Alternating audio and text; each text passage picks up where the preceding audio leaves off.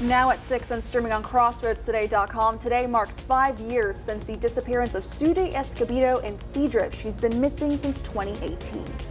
A juvenile faces charges accused of shooting a man during an argument in Victoria.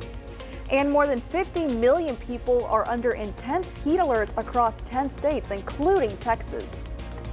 Well, that intense heat obviously hasn't changed. We're looking at our high today, which was 101, 103 in Gonzales, 99 down in Port Lavaca. There's not a lot of change in the temperature department. There's a slight, and I'm talking slight, hope that we may get a sprinkle or two by the time we get to the weekend. We'll have all that coming up.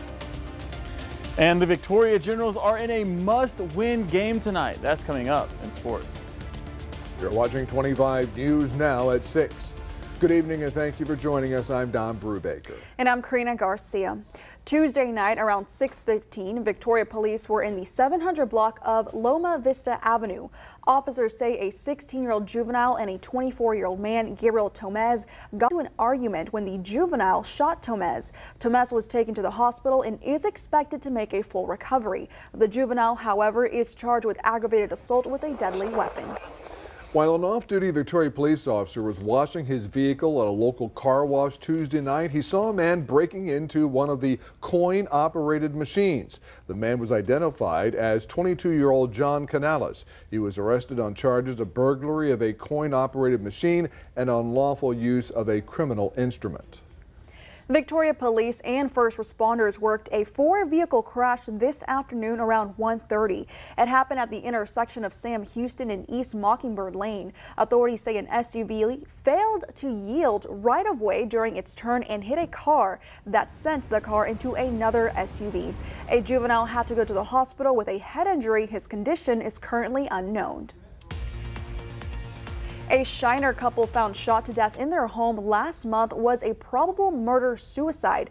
Shiner police tell the Shiner Gazette their investigation is still open, mainly because they have not interviewed the only witness to the shootings of 52-year-old Earl Haley and his wife, 45-year-old Anna Marie Haley. One of the couple's children was actually hiding inside the home at the time of the shooting. Shiner police say they are trying to ensure their interview with the child is not too intrusive. Today marks 5 years since the disappearance of Suzy Escobedo. She went missing on August 2nd, 2018. Community and family members still looking for answers. A news conference with LULAC set for 11 a.m. August 12th at Seadrift's City Hall Civic Center, 702 Bay Avenue, Bayside Pavilion.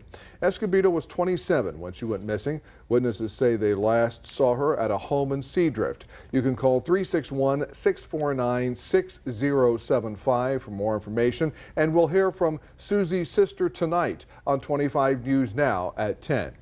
25-year-old Eric Dupree Perry Jr. of El Campo getting an 8-count indictment linked to a shooting on February 19th, 2021. The El Campo Leader News reports Wharton County prosecutors say Perry should get 20 years for charges of aggravated assault and endangering a child.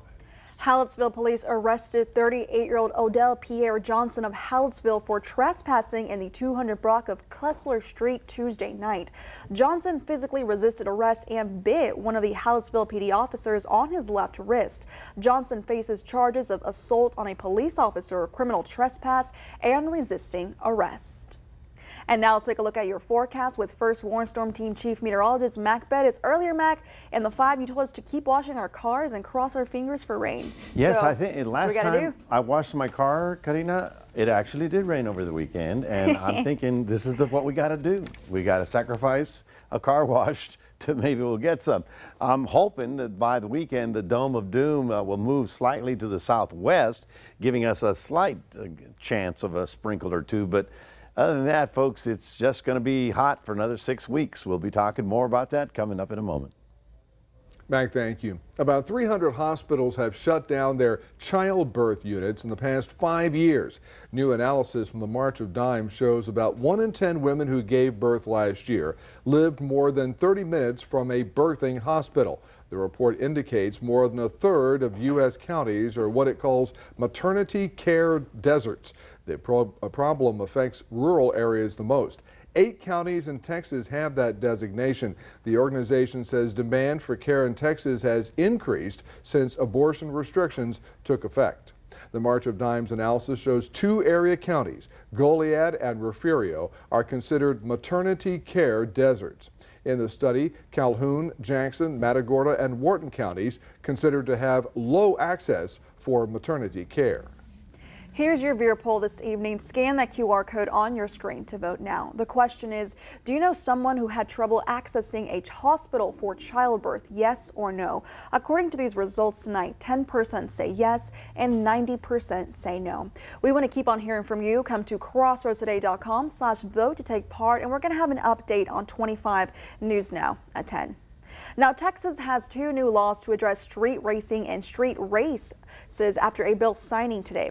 Governor Abbott was in Fort Worth for the signing and was joined by the mayor, police chief, county sheriff, and the head of the Texas Department of Public Safety Director, Steve McCraw. House Bill 1442 is related to street takeovers and illegal racing and is designed to provide additional tools for law enforcement and prosecutors.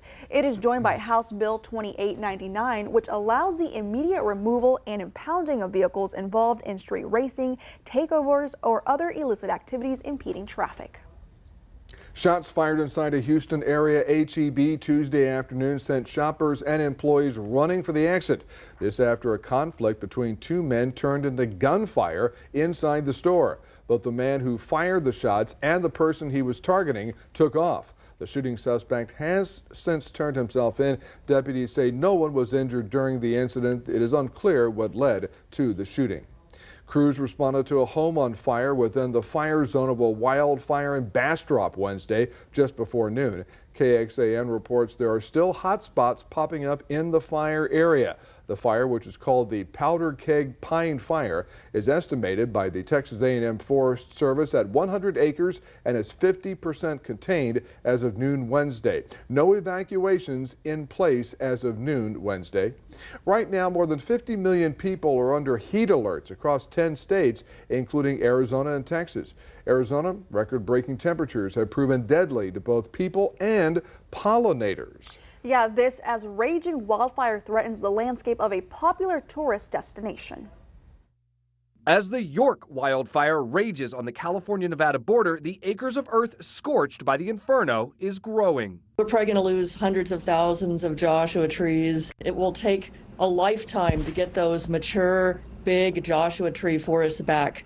In Texas, the fast-moving flames of the Powder Keg Pine Fire forcing people from their homes. Well, every summer when it gets dry like this, it's just a matter of time before the fires start, and it's going to happen, and just as quick as they get on it, they can control it.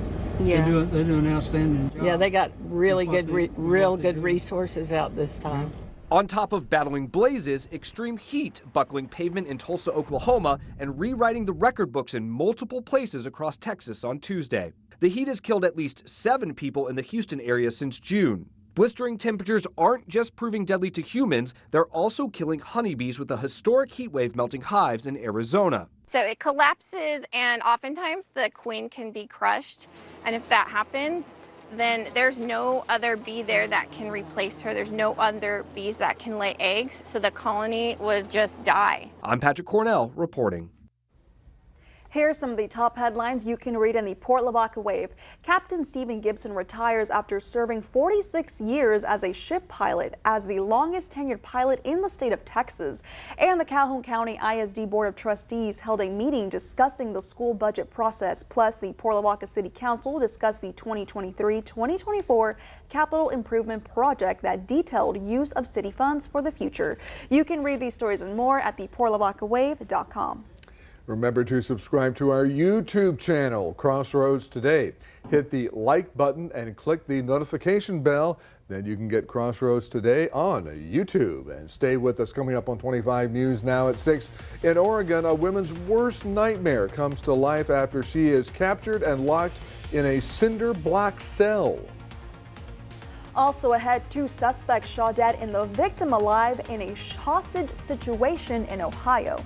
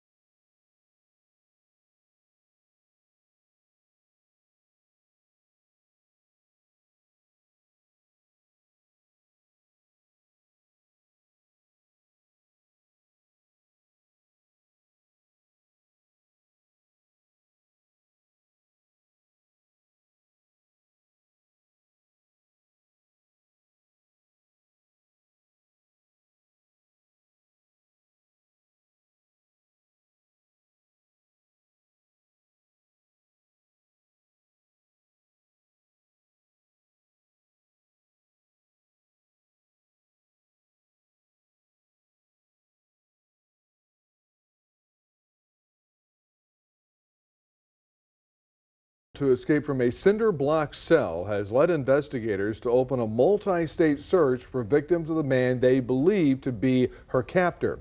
The FBI says on July 15th, 29-year-old Negassi Zuberi kidnapped the woman in Seattle, took her 450 miles away to his home in Klamath Falls, Oregon, and locked her in a makeshift cell made of cinder blocks in his garage. The woman was able to escape by breaking down the door and flagging a passing driver for help. Zuberi was arrested the next day by officers in Reno, Nevada. Family members of victims and survivors of the 2018 Pittsburgh Tree of Life synagogue mass shooting spoke out following gunman Robert Bowers' sentencing today. Robert Bowers was sentenced to death after a federal jury reached a unanimous decision. He opened fire on the synagogue, killing 11 and wounding 7 others. Last month, the same jury that recommended Bowers be executed found the shooter guilty on 63 criminal counts stemming from the attack. Family members and victims and survivors say justice has been served. We were embraced by a system that has supported, nurtured us, and upheld us, and made the point very clear. We have the right to practice our Judaism, and no one will ever take that right away from us. The U.S. District Court judge there is expected to deliver the official sentence Thursday morning. Now, a hostage situation in Ohio this morning where 2 suspects ran from police during a traffic stop, then carjacked a truck with the victim inside. The incident ending with both suspects shot dead and the hostage injured but alive. A dramatic scene unfolding in the middle of the highway in Vandalia, Ohio. Flares and loud booms going off as a police tactical team moved in on this semi-truck Wednesday morning to rescue a hostage. After a more than 8-hour ordeal that started in the town of London, police say it all began around 1 a.m. when an officer attempted to pull over a car with no taillights or visible registration. As the officer approached the vehicle, he obtained some information from the driver and passenger that was apparently bogus information. He was attempting to return to his car to check things out when the vehicle sped off. Authorities say the man and woman inside drove to a truck stop. They abandoned that vehicle and ran through the lot. As he was able to try and approach the male suspect, attempted to tase him. Law enforcement officials say the man pointed a handgun at him, then ran to a semi-tractor. The 2 suspects allegedly carjacking the vehicle with a person inside, once again driving off. Officers pursuing the truck with the 2 suspects and hostage inside, stopping it using a tire deflation device, beginning an hours-long standoff. Hostage negotiators called in, but in the end, special response team officers moved in to rescue the innocent person inside the truck. As they were making entry into the truck, the suspects fired shots at troopers. Troopers returned fire on the suspects at that time, striking both of the suspects. Police say the female suspect died at the hospital. The male suspect also later passed away as a result of his injuries. Meanwhile, authorities say the hostage is doing okay, only suffering minor injuries. Rena Roy, ABC News, New York. Here's some of the top headlines you can read in the Cuero Record. DeWitt County sex offender Alberto Gutierrez sentenced to life in prison. Cuero's Jacob Banker named first team relief pitcher for the Texas Sports Writers Association Class 4A All-State team. Plus, the Cuero Library holds an end of summer bash. You can read these stories and more at DeWittCountyToday.com. That sounds good, you know, end of summer. Let's start playing it up now because we're hoping the summer to end a little earlier. Folks, another hot one. We are looking at currently 98 degrees. It did manage to get up to 101 this afternoon, almost to the record of 103. Not a lot of change in the temperatures. We're just hoping that we may pick up a few clouds over the weekend. We'll talk about that coming up in a moment.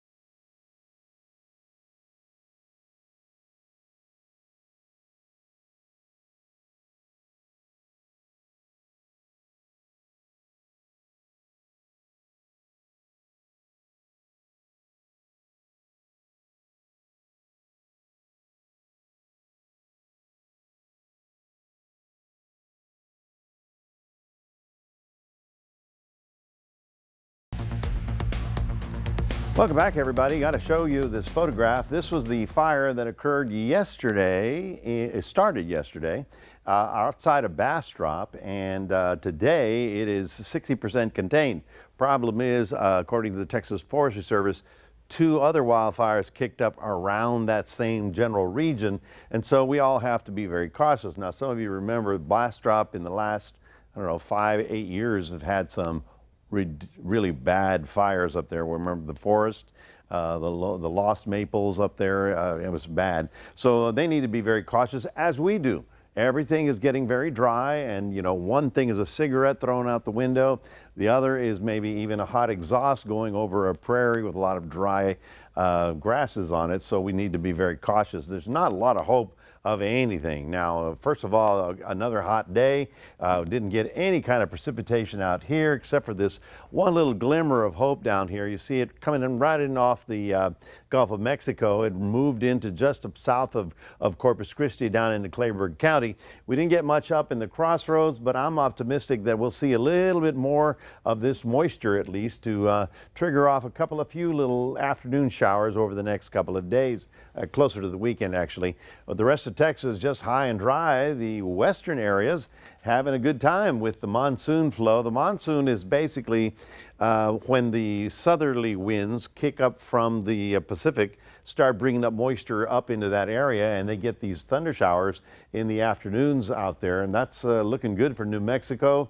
For us, you know, as we continue with these very warm temperatures, these are the observed highs today. We're looking at the forecast highs for tomorrow, so we continue in the 100-degree category. I had mentioned earlier we're going to talk about stage 3 water restrictions. Now, a dome of doom is on top of it. That's why it's so hot. It was 103 yesterday.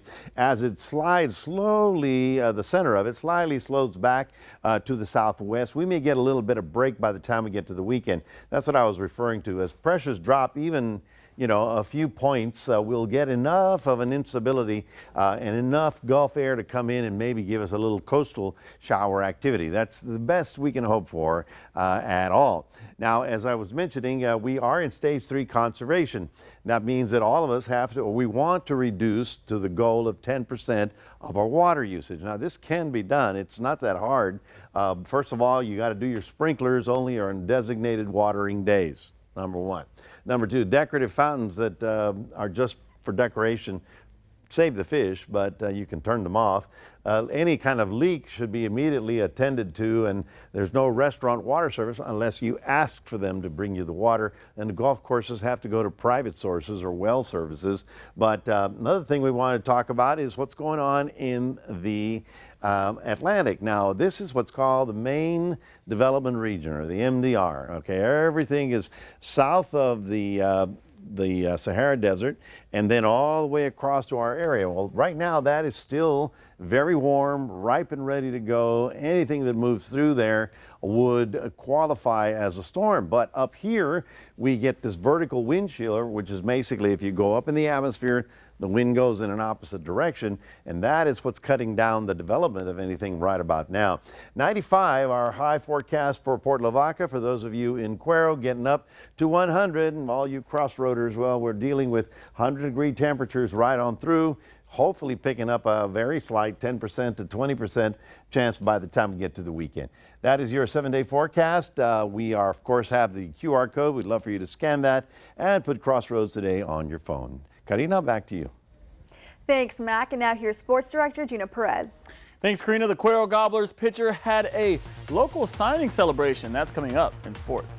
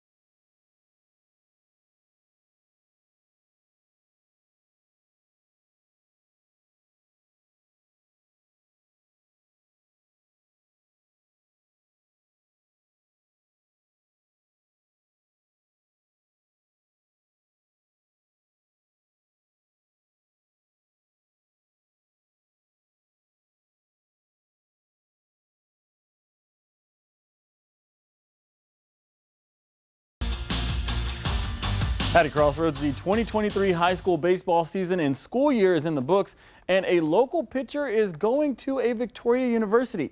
At the Cuero ISD boardroom in front of friends and family, Jacob Baker signed his letter of intent to play college ball at the University of Houston at Victoria. The 6-foot-tall pitcher has earned many awards in his time with the Gobblers, which includes being named on the Texas Sports Writers Association All-State First Team, the co-MVP of the district, and he was named the All-District Team as a junior and sophomore.